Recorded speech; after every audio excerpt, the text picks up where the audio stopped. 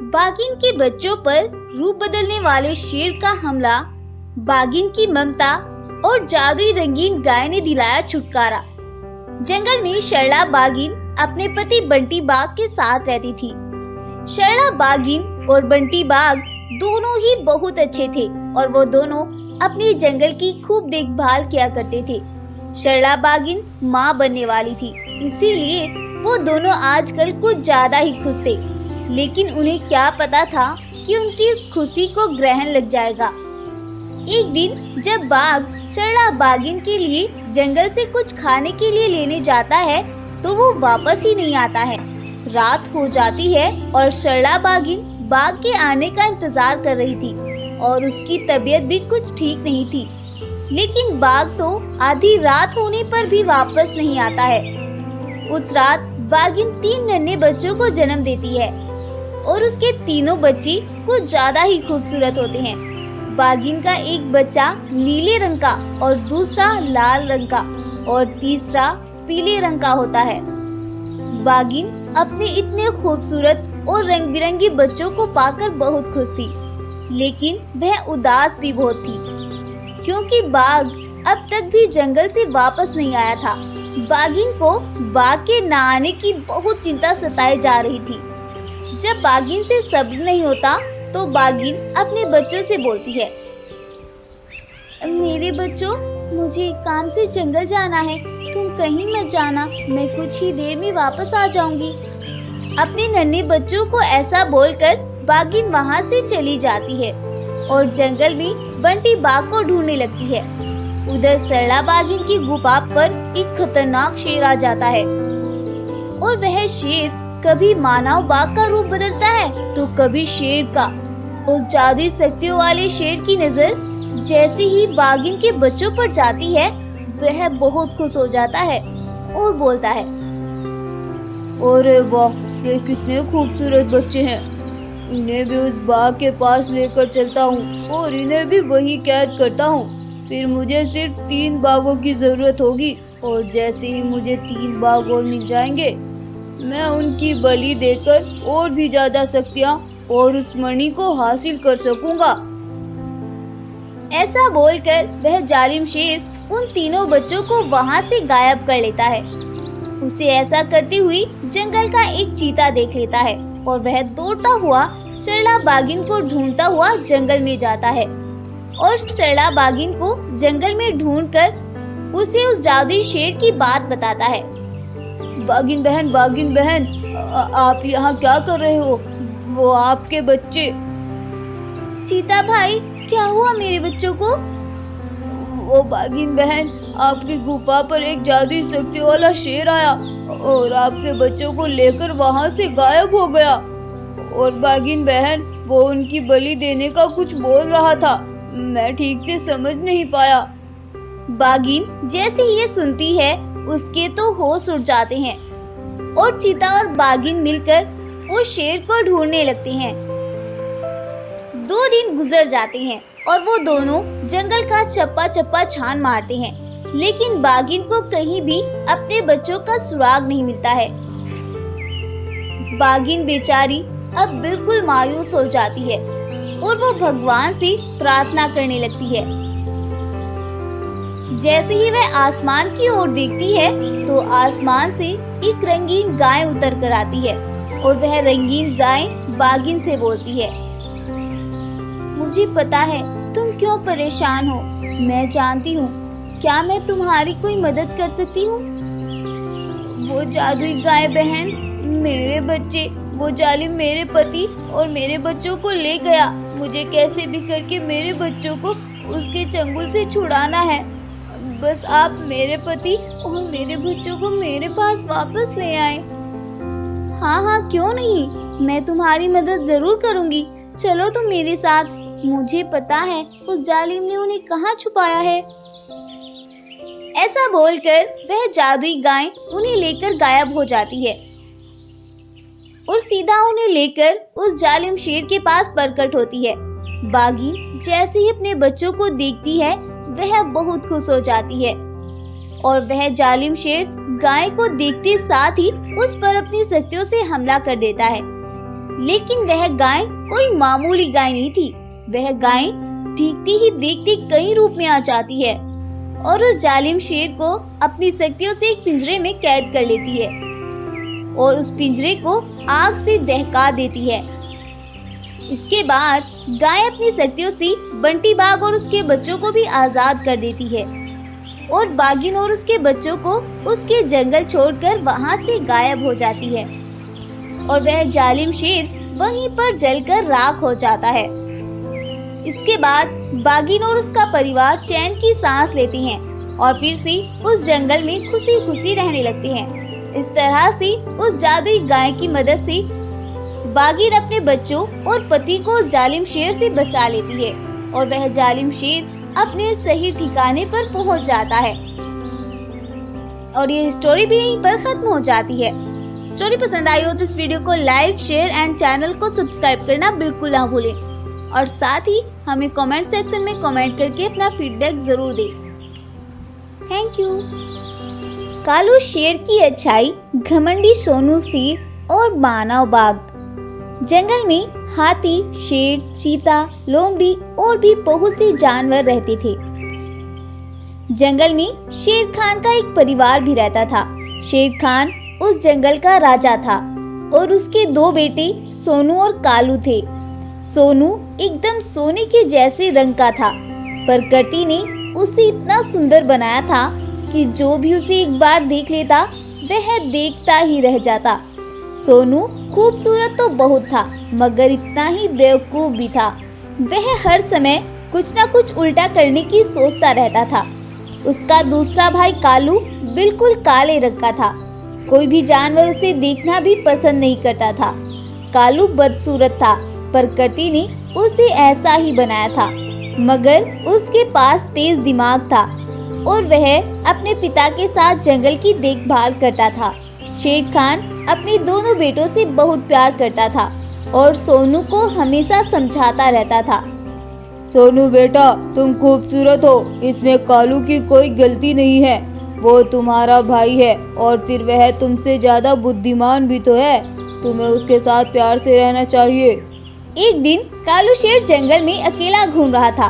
तभी उसका भाई सोनू वहाँ पर आ जाता है और उसे कहता है, तुम जिस रास्ते में जा रहे हो वहाँ बदसूरती ही फैलती जा रही है। तुम मेरे रास्ते में मत चला करो। कभी मैं भी इस रास्ते पर चलकर तुम्हारे जैसा बदसूरत ना बन जाऊं। फिर कालू शेर वहाँ से आगे बढ़ जाता है। कालू शेर मन ही मन बहुत दुखी था और वह एक पेड़ के पास जाकर सोचने लगता है, अरे प्रकृति ने मेरे साथ ये अन्याय क्यों किया है? मैं भी तो एक शेर हूँ, फिर मेरा भाई मुझसे प्यार क्यों नहीं करता? तभी उस पेड़ से आवाज आती है, भगवान सबको एक जैसा नहीं बनाता। तुम्हारा रंग ही तो काला है मगर दिल तो तुम्हारा सोने जैसा है। तुम्हें यूं उदास नहीं होना चाहिए। अब तुम अपने घर जाओ और अगर कभी भी तुम्हें मेरी जरूरत पड़े तो मेरे पास आ जाना। फिर कालू शेर अपने पिता शेर खान के पास चला जाता है। ऐसे ही दिन बीत रहे थे। सोनू हमेशा कालू को परेशान करता रहता था। एक दिन एक मानव बाघ उस जंगल में आ जाता है। उसके परिवार में एक बीमारी फैल गई थी जो कि सिर्फ सुनहरे शेर के खून से खत्म हो सकती थी। मानव बाघ सुनहरे शेर को जंगल में हर जगह तलाश कर रहा था। तभी वह कालू शेर के पास जाता है और कहता है, अरे कालू शेर, मैंने सुना है इस जंगल में एक सुनहरा शेर है। क्या तुम जानते हो कि वह शेर कहाँ मिलेगा? अरे बाघ मानव भाई, तुम्हें सुनहरा शेर ही क्यों चाहिए?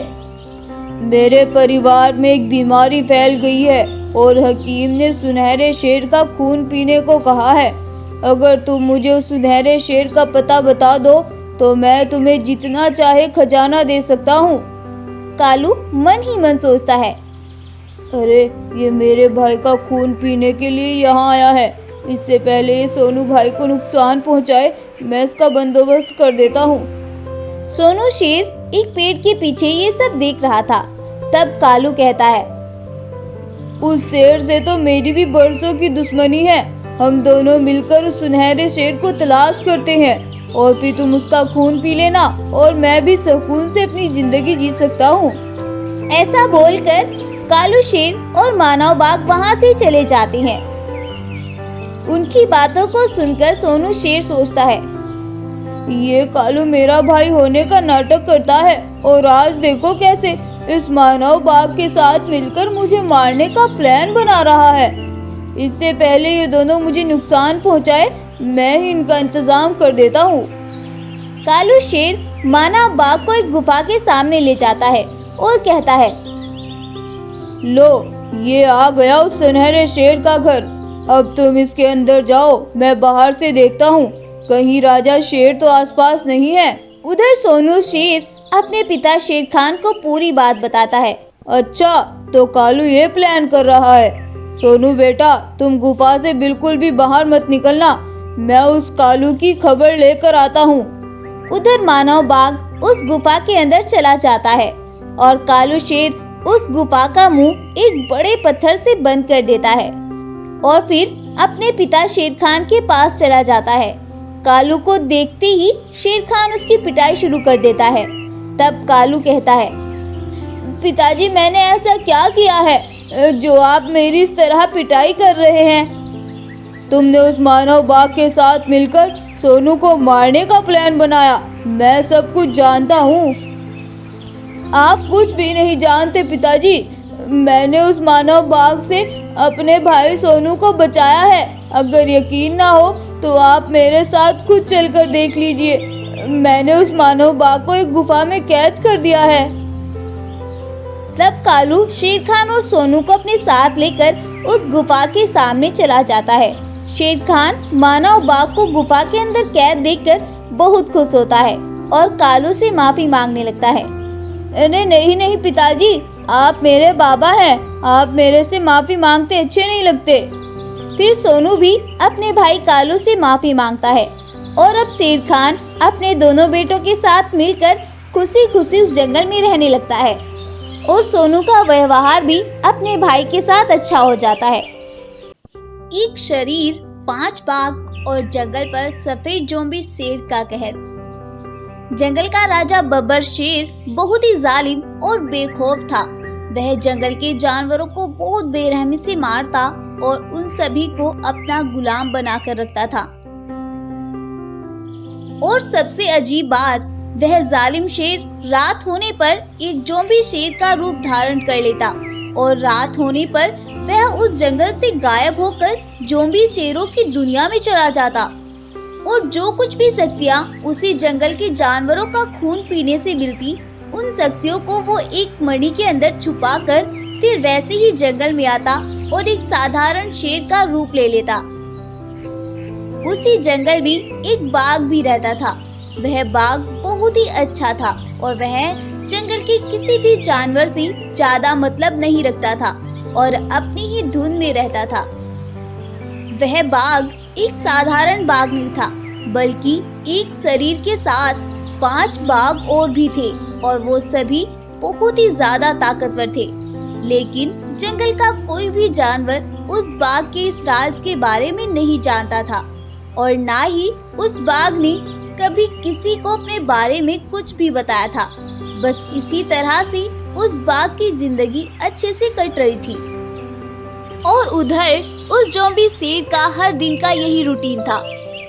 वह जंगल के जानवरों को मारता और उनका खून पीकर वापस अपनी शक्तियां मणि के अंदर रखकर आ जाता। एक दिन वह जालिम शेर 2 बकरी के मासूम बच्चों को मार डालता है और वह बकरी उस जालिम शेर को अपने बच्चों का शिकार करते देख लेती है और वह अपने बच्चों को मरा हुआ देखकर बेचारी बहुत उदास हो जाती है। लेकिन वो बकरी तो उसका कुछ बिगाड़ ही नहीं सकती थी, इसीलिए वह उस जालिम शेर के वहाँ से जाने का इंतजार करती है। और जैसे ही वह वहाँ से जाता है, बकरी अपने बच्चों के पास जाकर बहुत रोती है और बोलती है, मुझे माफ कर दो मेरे बेटो, मैं तुम्हें नहीं बचा पाई, लेकिन उस जालिम को उसकी करनी का सिला मैं जरूर दिलाकर रहूंगी। ऐसा बोलकर बकरी वहाँ से चल देती है और सोचने लगती है कि आखिर कैसे वो उस जालिम शेर को उसके किए का सिला दे। इसी टेंशन में बकरी अब रात दिन जंगल में घूम रही थी और उस जालिम को सजा देने के लिए बेताब थी। ऐसे ही कई दिन बीत जाते हैं। जब बकरी ऐसे ही जंगल में परेशान घूम रही थी तो वह चलती चलती बब्बर शेर की गुफा पर चली जाती है।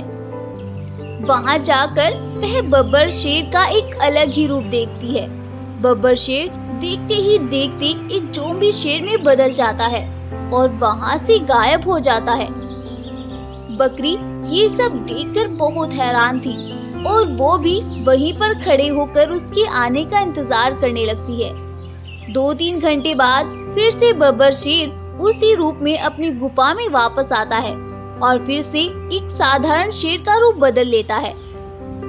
बकरी ये सब देखकर तुरंत ही भागती हुई जंगल में जाती है और सुबह होने पर जंगल के जानवरों को एक खुफिया जगह पर इकट्ठा करती है और उन्हें बब्बर शेर की पूरी हकीकत के बारे में बताती है। जंगल के सभी जानवर बब्बर शेर की हकीकत को सुनकर हैरान हो जाते हैं और एक गाय बोलती है, अरे भाइयों, अगर ऐसे ही चलता रहा तो मुझे तो अपने जंगल में तबाही का मंजर नजर आ रहा है। ये जालिम हमारे जंगल को तबाह कर देगा। अरे गाय बहन, तुम कह तो सही रही हो, हमें अपने जंगल को बचाना होगा और इसके लिए हमें बाघ की मदद लेनी होगी। मुझे यकीन है कि बाघ भाई हमारी मदद करने से कभी इनकार नहीं करेंगे। ऐसा सोचकर जंगल के कुछ जानवर बाघ के पास जाते हैं और बाघ से मदद मांगते हैं और बाघ को उस जालिम शेर की पूरी सच्चाई बताते हैं। बाघ जानवरों को ऐसे परेशान देखकर सभी जानवरों की मदद करने के लिए तैयार हो जाता है और बाघ उस जालिम शेर से मिलने के लिए पहुंच जाता है। बब्बर शेर बाघ को अपने पास देखकर हैरान हो जाता है क्योंकि इससे पहले तो कभी भी बाघ उसके पास नहीं आया था, तो फिर आज कैसे? अरे बाघ भाई, क्या बात है? क्या जंगल में कोई परेशानी आ गई है जो तुम आज मेरे पास आए हो? बब्बर शेर की ये बात सुनकर बाघ बोलता है, सबसे बड़ी परेशानी तो हमारे जंगल की तुम ही हो। ये तुमने क्या तमाशा लगाया हुआ है? अब जंगल के सभी जानवर तुम्हारी हकीकत जान चुके हैं। तुम इस जंगल में किस मकसद से आए हो, बताओ मुझे। ओह अच्छा, तो तुम सभी को पता चल गया है और उन सभी ने तुम्हें मुझे मारने के लिए भेजा है। तुम पिद्दी से बाघ मेरा कुछ भी नहीं बिगाड़ सकते हो। और हाँ सुनो, जब तुम्हें पता चल ही गया है तो फिर जंगल के जानवरों से जाकर कह दो कि अगर उन्हें अपनी जान प्यारी है तो इस जंगल को छोड़कर चले जाए, नहीं तो उनका खून मेरे लिए बहुत कीमती है। बस कुछ ही दिनों की बात है, जिस दिन मेरी मणि खून से लाल हो जाएगी ना, उस दिन इस दुनिया पर मेरा कब्जा होगा और मैं जो चाहूँ वो कर सकूंगा। कब्जा तो तुम्हारा तब होगा ना जब तुम बचोगे। इससे पहले तो मैं तुम्हें खत्म कर दूंगा, बल्कि आज और अभी मैं तुम्हें बताता हूँ अभी। ऐसा बोलकर बाघ शेर पर हमला कर देता है, लेकिन बब्बर शेर देखते ही देखते एक ज़ॉम्बी शेर का रूप ले लेता है और बाघ को मारने लगता है। बाघ जब अपने आप को हारता हुआ देखता है तो बाघ भी अपने असली रूप में आ जाता है और उसके शरीर से बाघ की सेना निकल कर आती है और उस जालिम शेर पर हमला कर देती है। इतने ज्यादा बाघों की शक्तियों के आगे बब्बर शेर की शक्तियाँ कुछ भी काम नहीं करती है और बाघों की सेना बब्बर शेर को देखते ही देखते मौत के घाट उतार देती है और बब्बर शेर वहीं पर मर जाता है और वो सभी बाघ फिर से बाघ के अंदर समा जाते हैं और वह अपने साधारण रूप में आ जाता है। बब्बर शेर के मरने के बाद सभी जंगलवासी राहत की सांस लेते हैं और बाघ का शुक्रिया अदा करते हैं और उसे ही अपने जंगल का राजा बना लेते हैं। और ये कहानी भी यहीं पर खत्म हो जाती है। स्टोरी पसंद आई हो तो इस वीडियो को लाइक, शेयर एंड चैनल को सब्सक्राइब करना बिल्कुल ना भूलें और साथ ही आप हमें कमेंट करके जरूर बताएं कि आपको हमारी आज की वीडियो कैसी लगी, जिससे कि हमें मोटिवेशन मिल सके और फ्यूचर में हम आपके लिए और भी अच्छी वीडियो ला सके। Thank you.